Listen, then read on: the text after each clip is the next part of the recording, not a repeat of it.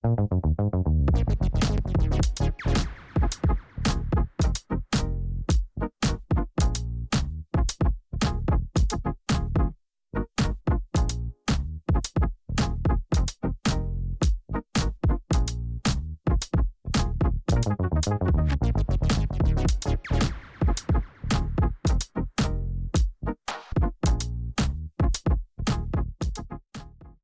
and good evening, folks. I hope you're ready to rumble because this is Campus Debates. On this show, we're all about debunking myths, unpacking the unknown, but most importantly, unlocking the power of conversation. We turn up the heat on important societal conversations and delve headfirst into the realm of the unconventional. I am one Ivy Musundi. I am a seasoned debater, but for tonight, I am your host.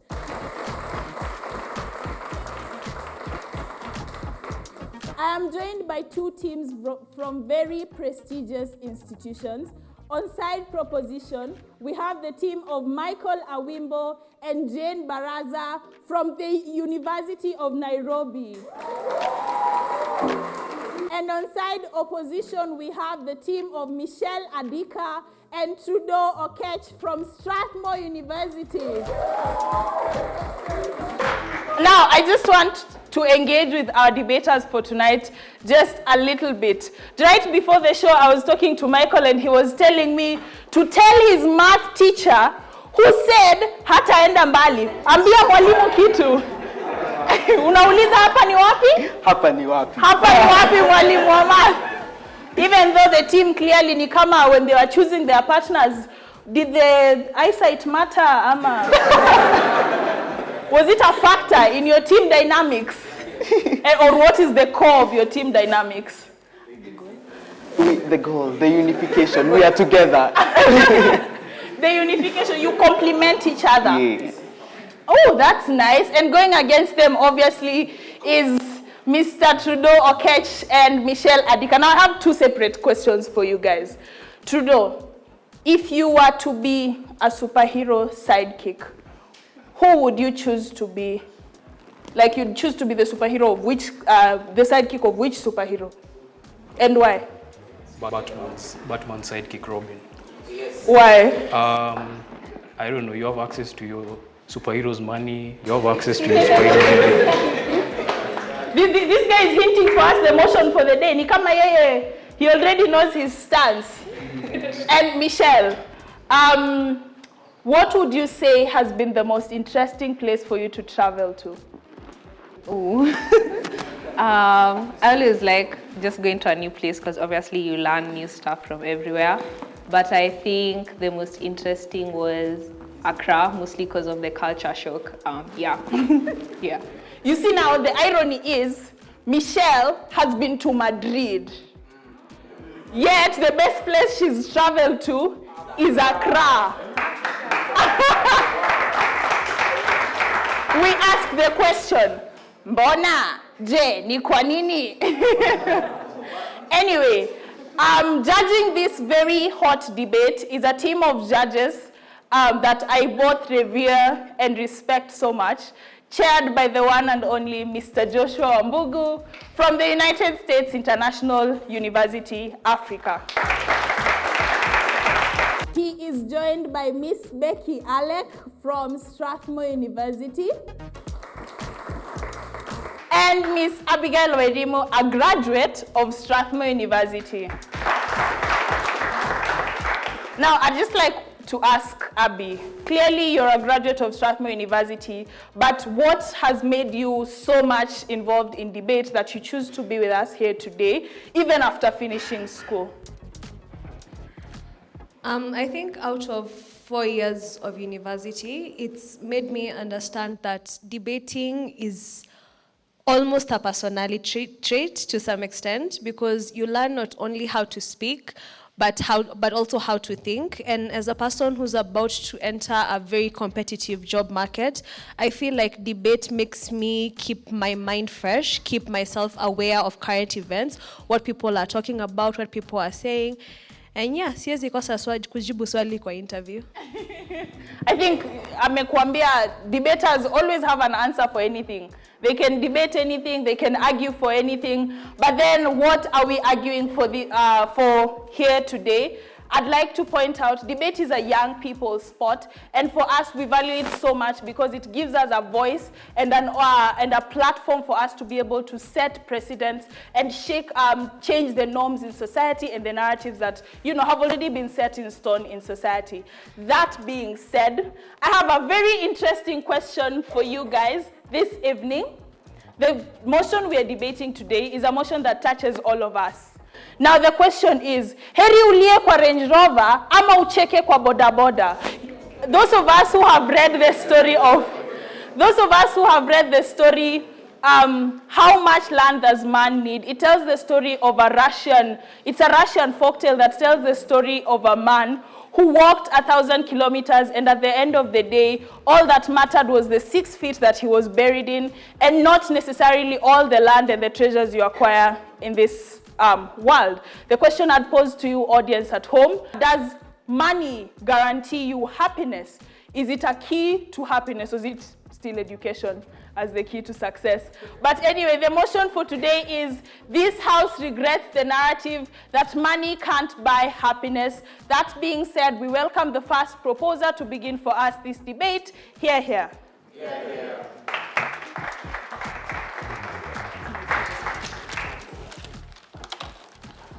Okay, so my name is Michael Awimbo. I'll be the Prime Minister for this particular debate. I'll begin in 3, 2, 1. So, why do we think this narrative that money can't buy happiness is essentially harmful? I'll start by just telling you how is this narrative essentially propagated. We think this narrative is propagated through movies, through mainstream media, through social media, and through the basic interactions that people have on a day-to-day basis. It looks like people being told that in this world, you can essentially get happiness without the aid of money, i.e., you don't need money to become happy within this society. That looks like you can just be told when you pursue your education and get that PhD, you will be happy. Everything you want in society will happen. We feel that essentially becomes problematic. Why? Because of how it ends up affecting people and how they perceive life, right? We think it makes people want to do not pursue money with as much vigor, right? That then makes them, in the event that they fail within that society, in the event that what they are told, that is education, does not work for them, they end up being depressed, and that is why we'll have things of suicide in such a society skyrocketing, right? Now, what do we think then is the counterfactual in this debate? We think a world which we propagate the idea that money can buy happiness is a better world, right? We think this narrative will still be propagated in the same way through media, through internet and things like that, where people are given that perception that money is a very important source of happiness, right? That even if you have education, you need money to complement that to get happiness within that society, right? What then do we think will be the effect of that such a narrative in society? It will make people in all areas of society want to pursue money or get money as much as they can, right? This means that people will be pushed to look for money and be innovative, right? They will not essentially just rely on education because they were told education will make you happy, or they'll not just rely on being good people because they were told when you're moral in society you will be happy, right? So then how does happiness essentially look in society, and why do we think then by propagating such a narrative we can get that happiness? Happiness in society looks like a few things. 1, being able to afford to pay your rent at the end of the month. 2, it looks like being able to afford to send your children to schools that essentially better their aspects of getting the jobs. Being able to buy medicines when you're sick. Being able to sustain your relationships, i.e., if your girlfriend wants an iPhone, you're able to buy for them that iPhone. I think that is what happiness in society essentially looks. That goes to show you money is essential for people to get access to power, access to opportunity, and access to respect within society. And that is why we think a narrative that propagates the idea that you don't need money to get to happiness is a fallacy. Why? Because how does money essentially enable you to get access to power? It enables you to get access to power in the sense that it gives you sustainability in your life, right? You're able to sustain yourself, i.e. you're able to buy yourself things that make you happy, things that can be able to take you from a point of pain and point of suffering. On a second level, in terms of sustainability, it enables you to sustain your dependence, right? This looks like if you have children and you have that narrative, you'll be pushed to want to get that money so that you can take your children to school, so that you can put food on the table. And with that narrative, we think these things will be able to happen. And even in terms of relationships, we think people will be able to sustain their relationships, right? So why then also do we think this narrative is beneficial, right? Even for the people who do not really necessarily get to that point of having so much money in society, maybe they don't get to become billionaires, we still think that narrative will be beneficial for them, because at least they'll get something that will push them to want to achieve their goals and like better their living standards within that regard, right? So I think the case that will likely come from up is the aspect of morality and how it is affected in our world, where maybe they'll tell us if we propagate such a narrative, people will be incentivized to go to like very bad extents as like committing crime to get that money to enable them to buy that happiness. Panel, we think even at that point in our world, it becomes justified, because notice who are the people who will be pushed to do such things. These will be poor people in society who have no one to like defend them in society, because in society the people who are supposed to like give them this chance to be happy in society have failed them. The governments are not essentially doing something much to better their situations in life. They are not able to like get access to such things. So I feel at that point, even if that happens, it is justified, because at least there'll be a good role model to their people who will now learn something like they are the people who can alleviate themselves from the poor conditions they live in. And we feel with that, it is justified to propagate the narrative that money can buy happiness within society. With that, I rest my case. Thank you.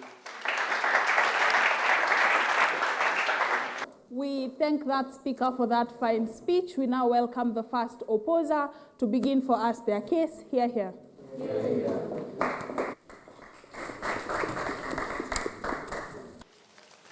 Panel, I think government are clearly confusing comfort for happiness. We think their definition of happiness is simply that you have more money, you're happy and nothing else matters. We think that is an extremely monodimensional view of happiness. We don't support this narrative that should be the thing that you should support in this debate. One, we think there are a number of things you need to note in this debate. We think that happiness in and of itself as a factor, everything else that we pursue in life is derivative of that, which means two things. One, according to Maslow's hierarchy of needs, you're much more likely to pursue the fact that you want to survive, you want to pursue some level of fulfillment, you don't want to pursue any pain, you don't want to be involved in any pain. We think those are extremely important things that people are able to value. We don't think the pursuit of money in and of itself is something that people should inextricably link to them being happy. We think what government are propagating is a world where people are able to achieve some level of comfort. We're going to explain to you in our speech why then there's a certain level of a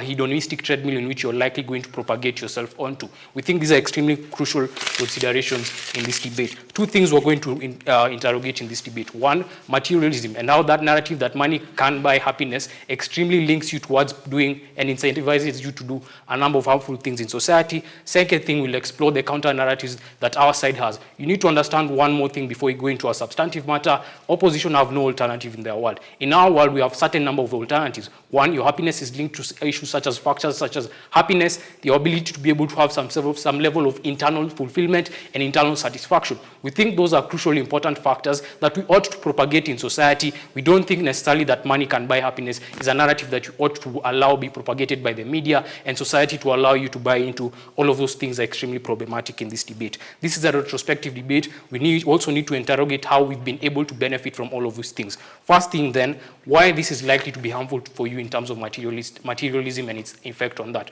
We think then, in a society that values the idea that money is inextricably linked to happiness, these people are likely to be incentivized not just to work hard, but to go above and beyond to pursue that happiness. We've already talked to you about why happiness is extremely important in this debate. People tend towards achieving a level of satisfaction. They want to avoid pain. They want to ensure that they climb up the hierarchy of Maslow's needs. We think then that the idea that money can only buy you happiness is likely to lead people towards an incentive of pursuing money despite anything that may come, despite the negative effects that may come as a result of that. What is this likely to look like? One, people are extremely comparative of each other. They compare themselves on social media. On our world, our alternative narratives where people are able to pursue narratives by having some level of internal fulfillment, they don't post people so that they don't post their images on social media so that they can compare how much wealth they have with other people. They post that as a level of sharing with other people their lives and wanting to ensure that people there know what they feel like. We think then, secondly,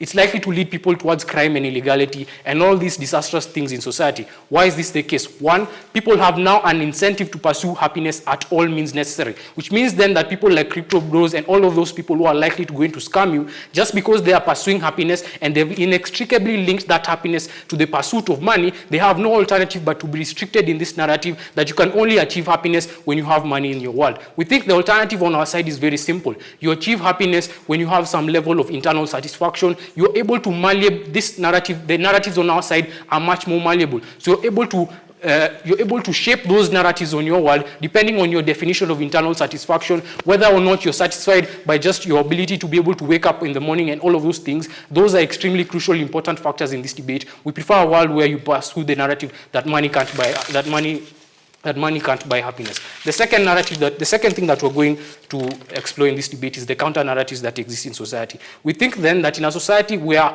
narratives are extremely shaping of you, as Prime Minister says, the media and all of those things are propagating these things, it means then that you're likely to seek a certain level of validation depending on the narrative that society finds valuable in this society. When something becomes so pervasive in society and society values the notion that money is linked to happiness, you're much more likely to be conditioned by society towards pursuing money in order to gain happiness. So even if internally you have the notion that you can achieve happiness through any other means in your relationships or in your interactions with other people, you're restricted in this narrative because society is validating that narrative for you and they're linking you into a narrative that you can't opt out of. We think the narrative that money can't buy happiness is much more beneficial for society because it allows people to explore all those other narratives that exist in society, in effect allowing people to pursue happiness through other means that are not only linked through the acquisition of money, any sort of that thing. I'll take, okay. On our side, why then is our narrative much more beneficial? We think we've already discussed why materialism and all of those things are important. But the second thing is that you don't only validate your experiences and link them to your pursuit of happiness. You're not linked to that hedonistic treadmill of achieving money in and of itself being your only aim to happiness, but you're able to achieve happiness through other forms and other narratives that exist in society. What this then means is that the alternative on our world is that people are able to pursue happiness through family vacation, individual spirituality, and all of those things. We think that on our side, we thrive more and people are much more happier on our side.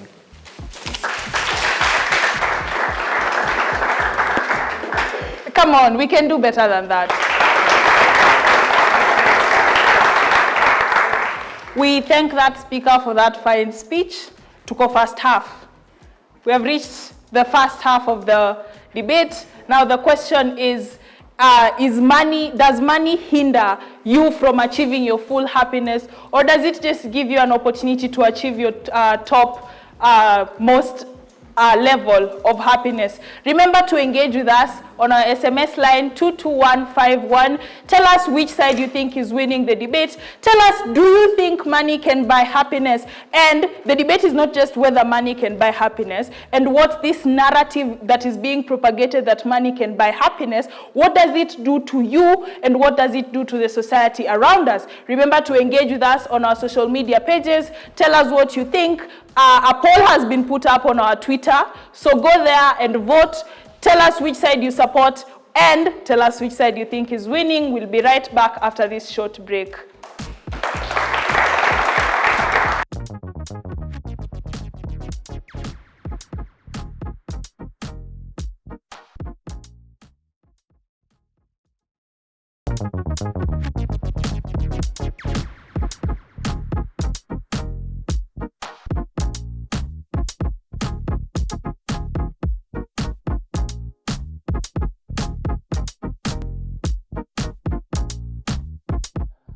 Welcome back, ladies and gentlemen. This is Campus Debate, and today we are discussing the motion that this House regrets the narrative that money can't buy happiness. With me, Ivy Musundi, we are entering the second half of the debate, and we welcome the second proposer to continue for us this debate. Hear, hear.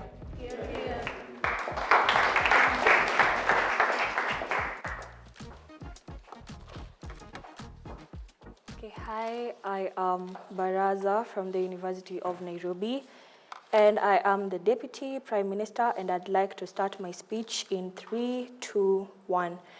So I feel like there's a bit of conflict in the sort of world that we're trying to propagate has happiness.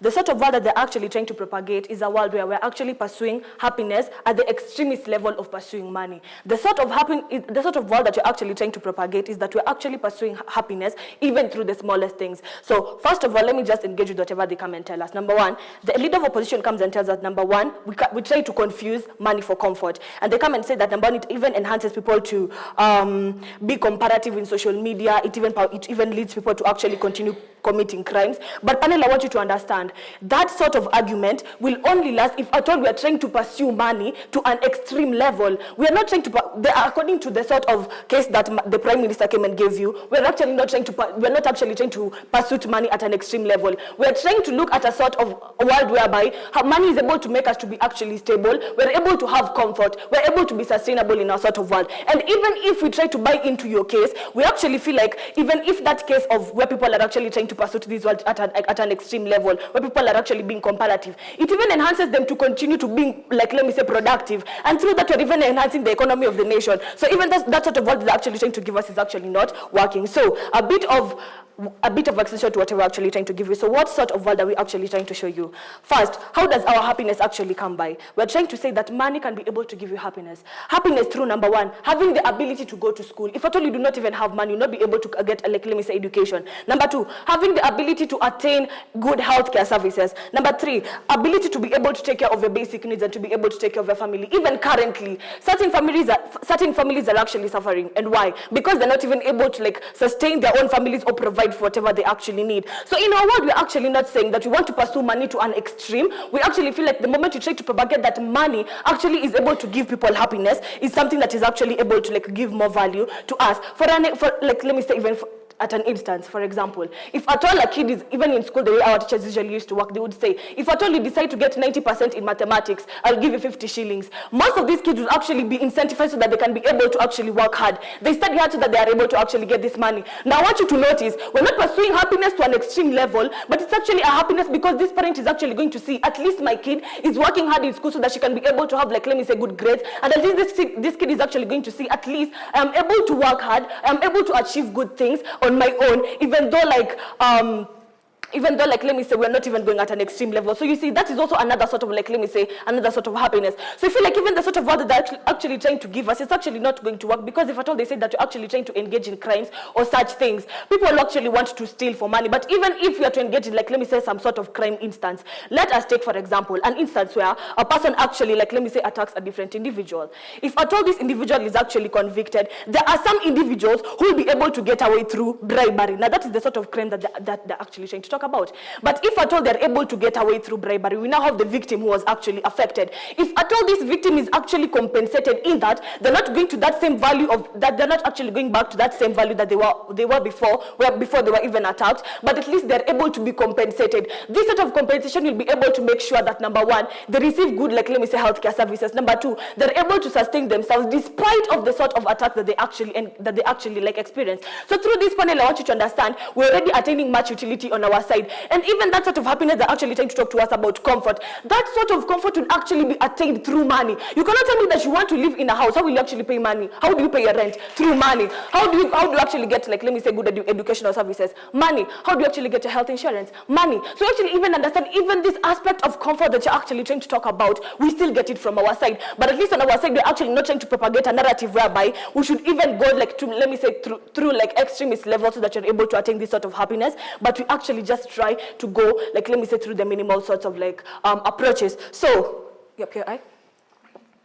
Why aren't the alternatives that you gave, like wanting to access good health, wanting to access good like education, not enough, like, incentive for me to want to work hard? Okay, first of all, you must understand, for you to be able to have education, you have to pay for that education. In the current world that you actually live in, you're not only going to be allowed to get into a school without paying any fee. Considering the world that you're actually living in, you're actually undergoing, like, let me say, economic disparities. So even that small bit of money that you're actually going to contribute is actually allow you to actually get that bit of education that you're talking about, and it will actually enable you to get those healthcare services. So you must understand, even the sort of approaches that they're actually trying to use, we need money to access them. So the thing is, our stance is that we do not regret this narrative, because we're not trying to propagate a world whereby we're actually going through extreme means so that you're able to attain different services. But the fact that money has been proved to ensure that people are actually stable, people are actually having sustainable lives, people are actually like having improved living standards is quite something that you can be able to go for. And with that, we can actually feel like we actually way over them on a comparative level, in that at least in our world, we have better utility and people are actually well catered for, as compared to their side whereby they try to disregard everything. But even as much as they actually try to disregard, this sort of comfort that you actually talk about, they're actually acquired through money. And with that, I rest my case. We thank that speaker for that fine speech. We now welcome the last member in this debate to conclude for us this debate. Here.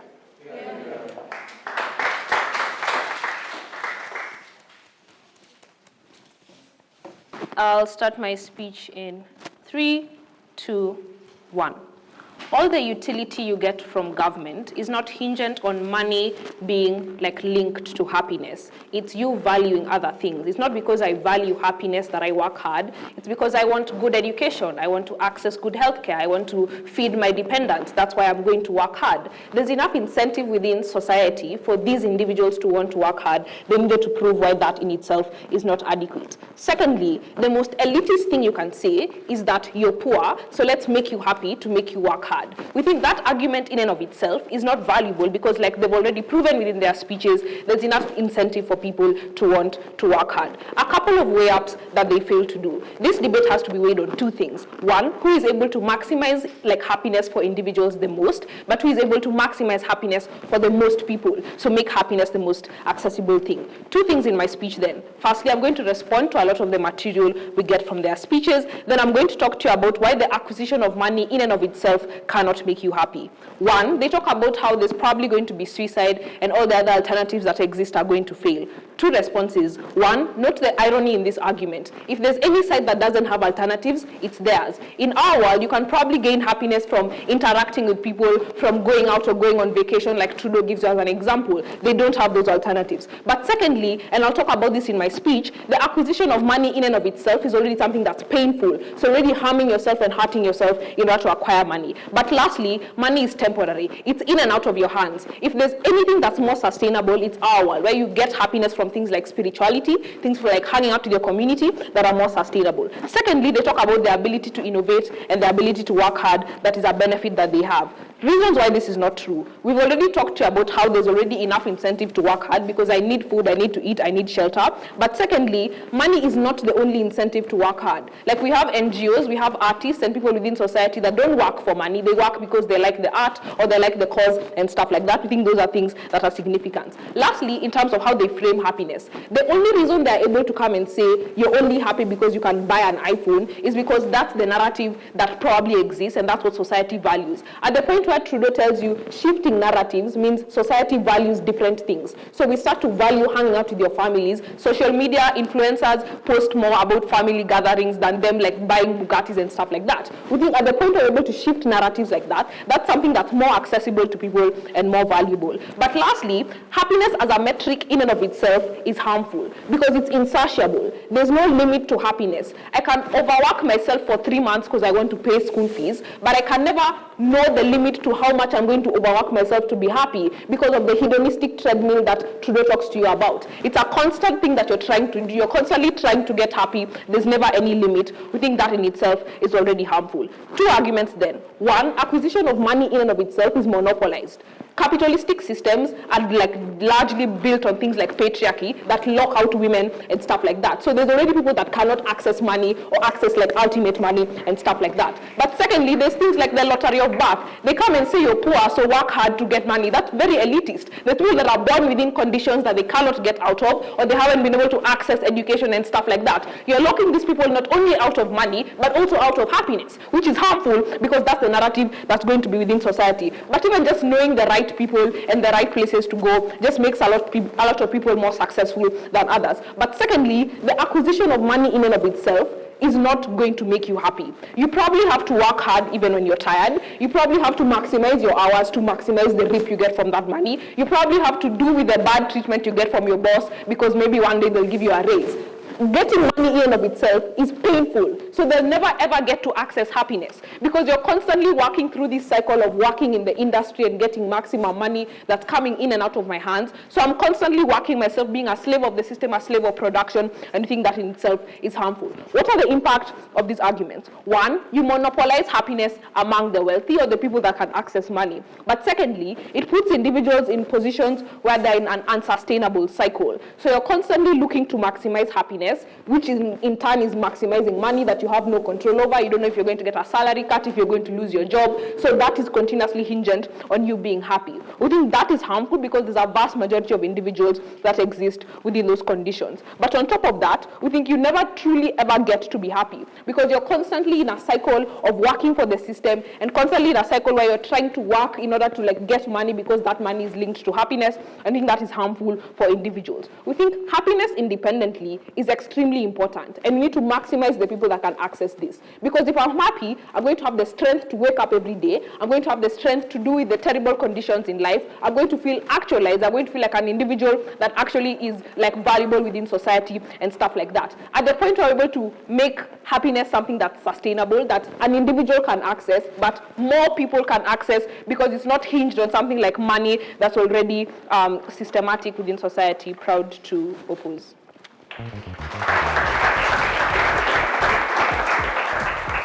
That brings us to the close of a very interesting debate. I hope this has made you question your life. Has the pursuit of money put you on a hedonistic treadmill where you're constantly seeking more money without knowing where your next meal is going to come from, or if your boss is going to decide that today we're home. Anyway, that brings us to the end of the debate. Remember to interact with our Twitter poll that has been put up on the KTN Home page. Tell us which side of the debate you fall on, whether the debaters have been able to convince you, or whether you still stand on where you were at the beginning of the debate. Also engage with us, send us an SMS. The SMS line is 22151. The SMS is free of charge. Just tell us what you think about the motion and what you think the true pursuit of happiness should look like, or what happiness should really look like. After the short break, we're going to be hearing from our judges, and we'll hear who won this debate. See you after the break.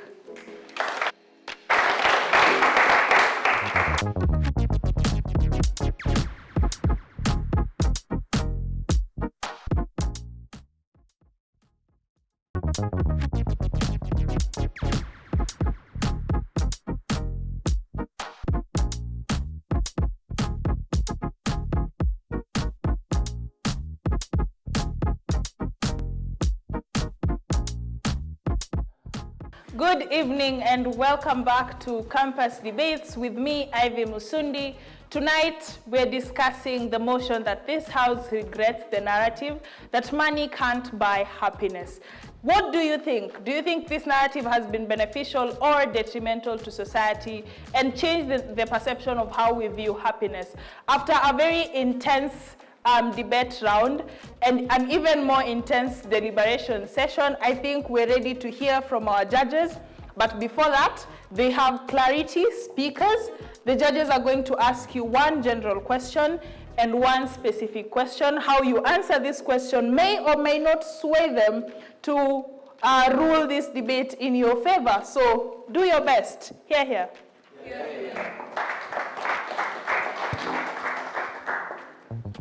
So my question for both teams is, Throughout the debate, we've heard analysis in regards to happiness on an individual level. That is, how do individuals interact with this narrative? What I want some clarity on for both teams is, what do we feel is better on a societal, on a community level, right? Do we feel like it's better for individuals to define what happiness is, or do we feel like it's better for money to be the standard of happiness, to maximize happiness on a community level, not just on the individual level? That's my question. I think the perception of happiness would be better if people, or like happiness in general, even in terms of society, would be better if people look at it from the perspective that we gave you, where people pursue money. Because in essence, for people to get happiness within those societies, they need to have access to things like healthcare and education and things you're given by that side, right? So it means like in the instance where you don't have those things, even in that society, you can't be happy. Even if you define happiness as like having access to familial relationships. For that familial relationship to be happy, you need to provide for them. Otherwise, you'll have an instance where your children are sad, they're crying because they don't have food. In that instance, you still not be happy. So we think happiness is contingent on money, and without money, society cannot be happy, and that is how we should define happiness. Yeah.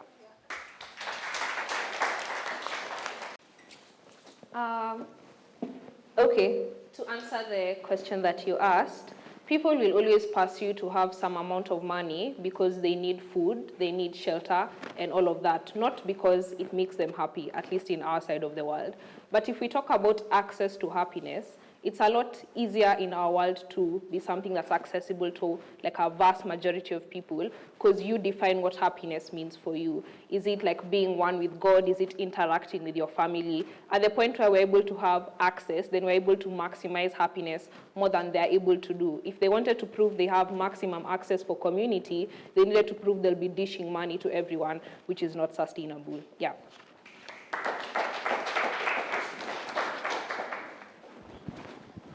All right, a specific question to the opposers. It has been agreed specifically by you that there's no measure of happiness, meaning if we choose to measure happiness in the community sense that you have suggested, it is infinite. You'll never know when you reach it. You could basically be on the same treadmill that you have just quoted for your whole life. So therefore, isn't it easier if we say money equals happiness, because money is tangible, it's finite, therefore you could actually set a goal, like let's say 1 million is my measure of happiness, and you will know the exact moment in your life you become happy.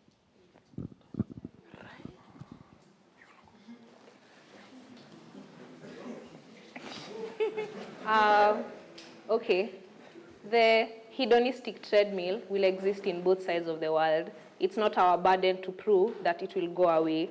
What we can say is that at an individual level, at the point where the narrative shifts towards other things, then that's equally a different metric. So maybe happiness is contingent on less monetary things. So maybe hanging out with your family and all of that. We think individually you still define your own happiness. The only difference in our world is that it's shifting away from money. So maybe people will constantly be on this treadmill, but that treadmill is more achievable in our world because you can directly interact with family. You can maybe like just take yourself to get like a snack at STC. These are things you can access. You can't always get $1 million every day. Yeah. So there's a question for team proposition. Opposition has shown that to some extent the narrative that money buys you happiness is inaccessible to individuals who either by lottery of birth systems or societal structures are unable to say get that kind of money. The question to you then becomes, especially at second speech, we get the analysis that you're not trying to attain this at the highest levels, you're just trying to look for bare minimums and such. The question then becomes, is there really a limit? Because we've already seen how far you could consistently get money and then you'd want more because it makes you, it's meant to make you happier. Is there a metric to prevent individuals from falling into the hedonistic treadmill by following the kind of narrative that you're proposing? I think in our world there'll be a limit why I think we wouldn't fall into that hedonistic treadmill, because as we told you, happiness looks like being able to maybe provide for your family. To the extent that at least you're able to provide for your family will be happy. And at that point, you may not want to continue like to go on and steal from people or do those evil things, because at least you have attained happiness at the most basic level, because that happiness is not essentially about you having $1 million and things like that. And that is why we think in our world, you don't fall into the hedonistic treadmill they tell you. Thank you. Like I said, the questions the judges ask are to provide clarity, may or may not sway them. Did they sway you? In the audience, did they sway you? A mix of yes and a mix of no. I think at this point, we're ready to hear our verdict from the judges. Which side won the debate and which side walks away as the winners? Drum rolls, please. Drum rolls. Right, so for this debate, we had to give it to side opposition. The winner of this debate is side opposition. Let's give a round of applause for them. They're going to justify the call. Okay. This call, it was a unanimous decision because we felt like there were a lot of things missing from the debate, especially on side government, that would have helped us give them the win. Number one was their definition of happiness. Something that Trudeau came and told us was, is happiness comfort, right? Is there a difference between happiness and comfort, right? Adika tells us that at the point in which you go to work, right, in order to provide for your family, that's already motivation enough. You're not doing it because you want to be happy. You just know that at the point in which you don't have money to put food on the table, you'll die, right? They're already intrinsically motivating. So you cannot use comfort as your metric of happiness, right? Because those things are already inherently motivating. Secondly, the whole thing of access and meritocracy really helped us put it on their side. Because at the point in which society tells you that the thing that you need to be happy is something that you cannot access, let's say you're disabled, that you can't, go to work the same as everybody else. Let's say you live in a racist country and you're part of the minority and you can't access the same high-paying jobs as everybody else. Let's say you're a woman and you can't really fit in those upper echelons of executive class, et cetera, right? If you're told by society that's the only metric, the only way you can actually be truly happy, then that's problematic because you take that mechanism away from the most vulnerable individuals within society, right? So we, for a world that they proposed, where you yourself define how you want to attain happiness, right? So that's what helped us kind of put it on side opposition, if that makes sense. Do we agree with the call or not? Because then the question is, does society determine what the measure of happiness is, or do you set your own measure of happiness? Is being comfortable what makes you happy, or is achieving a high level of spirituality that makes you happy? That has been the debate for us this evening. Continue to engage with us, continue to tell us what you think on the topic, and tell us what you would like us to see us discuss next week. A very big thank you to my audience. You have been a lovely audience. Clap for yourselves. A big thank you to the panel of judges and the debaters today for making the show very interesting. And a thank you to you as the audience at home for tuning in. We also thank Strathmore University for giving us the venue for shooting today. Until next time, this has been Campus Debates. Adios.